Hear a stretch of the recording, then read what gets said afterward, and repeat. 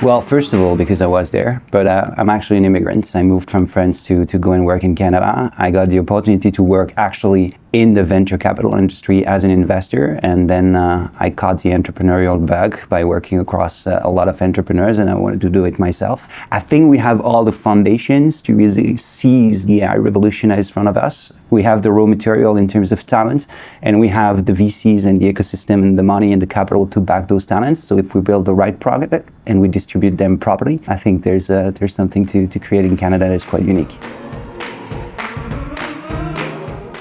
I think the AI leadership in Canada is there.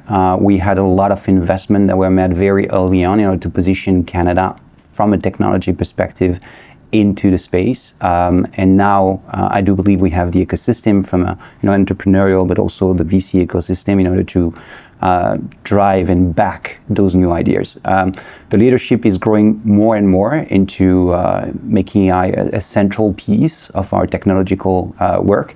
And the idea is to transform all those leaders into concrete application that can be sold to the rest of the world.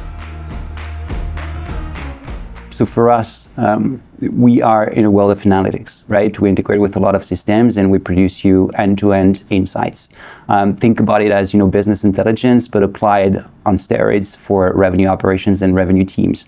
So when you think about a lot of data, well, finding patterns, finding, trends, making sure that you can actually talk to an agent that's going to tell you, why behind the number. Like those are immense use cases that take up a lot of time from many people. And for us, those concrete application cases make it that people can focus more on actually delivering growth rather than putting reports. I started my career as a VC in 2011. And at the time, it was the aftermath of the subprime crisis. And really, the ecosystem was in tremble. And I remember very vividly, 15 years ago, the mojo was to say, we have to make Canada an entrepreneurial land and we have to encourage our youth to actually become entrepreneur. You fast forward 15 years now, and you see a lot of builders. You see entrepreneurs now coming back to build their second company. You see a lot of people that think about entrepreneurship or working in startups as their primary motivation rather than going into other industries. And I think that's a massive success.